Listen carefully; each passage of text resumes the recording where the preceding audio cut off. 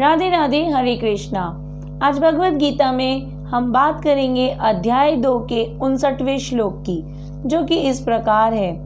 विषय विनिवर्तन्ते निरारस्य दाहिने रसुवर्जम रसोपयासय परम दृष्टवा निवृत्तते।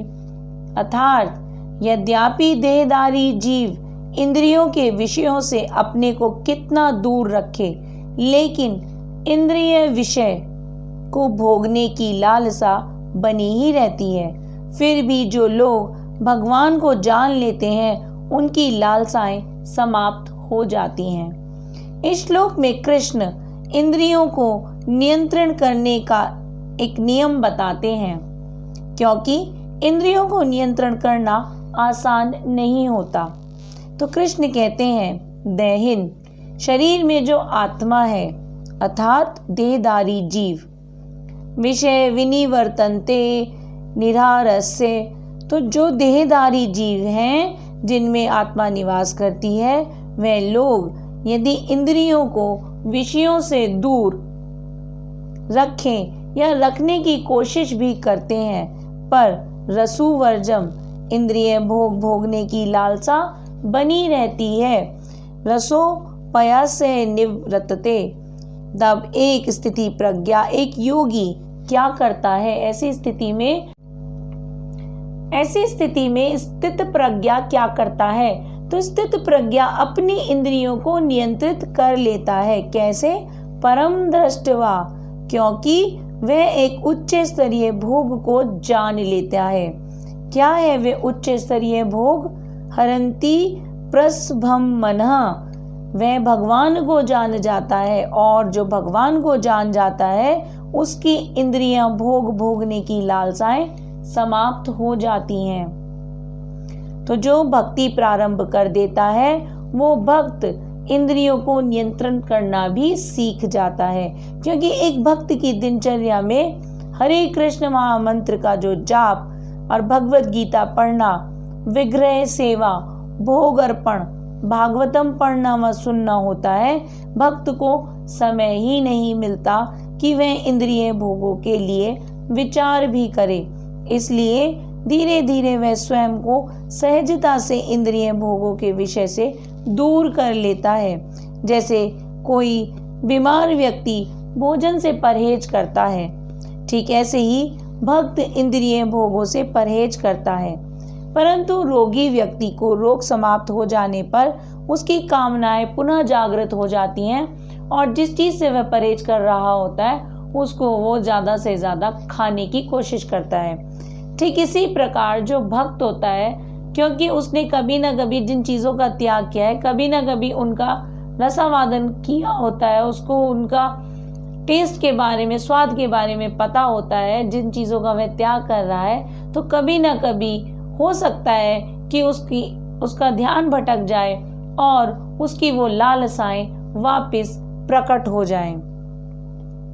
उदाहरण के लिए, जैसे किसी व्यक्ति को डायबिटीज की बीमारी है और वह व्यक्ति मीठा खाने से परहेज करता है, परंतु क्योंकि उसने मीठे का स्वाद चखा है, जब वह बहुत सारी मिठाई एक साथ देखता है तो उसको मीठा खाने की उत्सुकता बढ़ जाती है और वो विवश हो जाता है और मिठाई खा लेता है। उसका परहेज टूट जाता है। बहुत बार भक्त के साथ भी ऐसा ही होता है।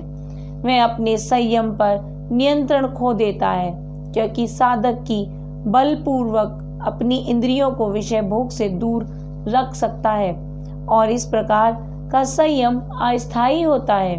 परंतु जो हमारी आत्मा होती है, वह जन्म जन्म से भगवान को प्राप्त करने की लालसा के लिए अनंत जन्मों को तरसती रहती है, क्योंकि वह आत्मा की आंतरिक प्रकृति है, जो कि भगवान का अणु अंश है। क्योंकि हमारी आत्मा भगवान का अणु अंश है, तो वह भगवान की प्राप्ति के लिए हमेशा तरसती रहती है।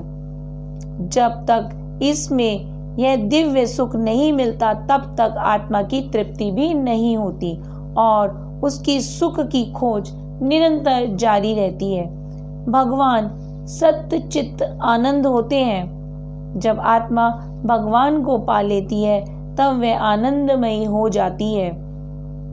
और तब मनुष्य में स्वाभाविक रूप से निकृष्ट सांसारिक विषय भोगों में विरक्ति उत्पन्न हो जाती है और भगवत भक्ति से प्राप्त यह विरक्ति स्थायी और अविचल होती है।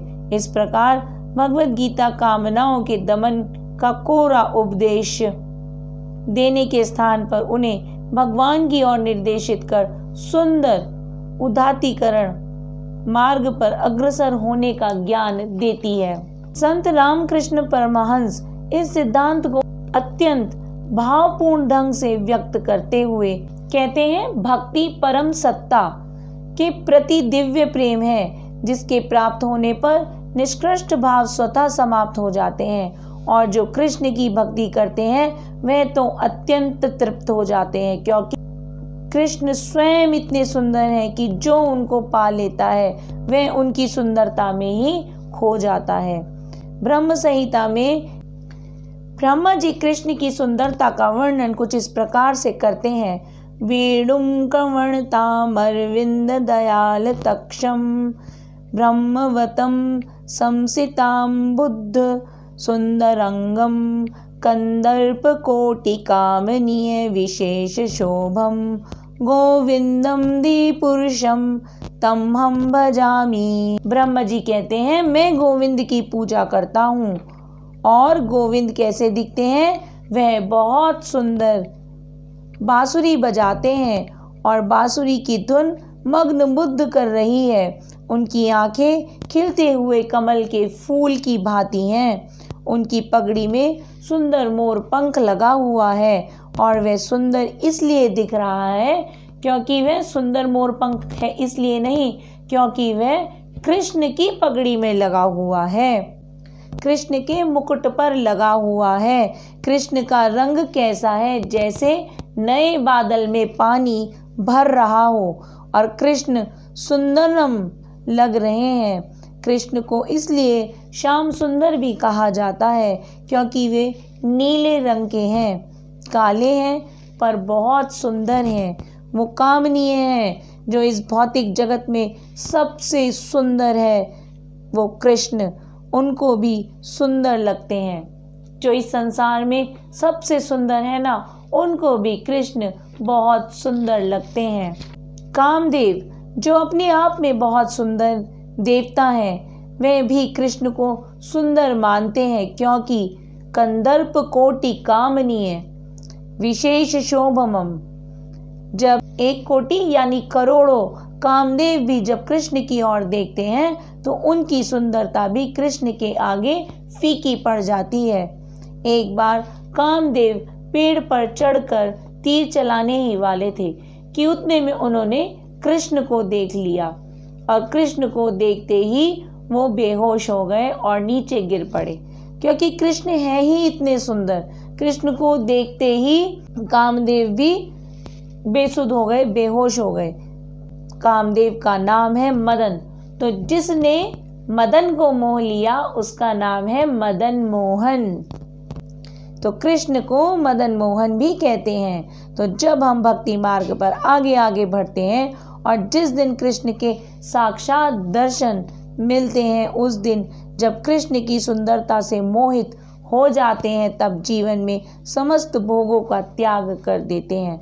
तो भक्ति में स्वयं को बांध कर नहीं त्याग किया जाता, बल्कि जैसे जैसे भक्ति की प्रगाढ़ता बढ़ती है वैसे वैसे भौतिक वस्तुओं का जो मोह है वो स्वयं ही छूटता चला जाता है और जब उच्च स्तर की प्राप्ति हो जाती है तब नीचे के सभी स्तर स्वतः ही छूट जाते हैं। इसको परम दृष्टवा कहते हैं। उच्च स्तर का भक्त का लक्ष्य भी परम दृष्टवा को प्राप्त करना ही होता है। जब रोज जप करता है और रोज कृष्ण को पाने और देखने की उत्सुकता होती है और एक दिन जब वह कृष्ण के दर्शन कर लेता है, कृष्ण को पा जाता है, वह परम दृष्टवा उच्च स्तर को प्राप्त कर जाता है। फिर उसका बाकी अब किसी वस्तु से उसको सुख मिल ही नहीं पाता।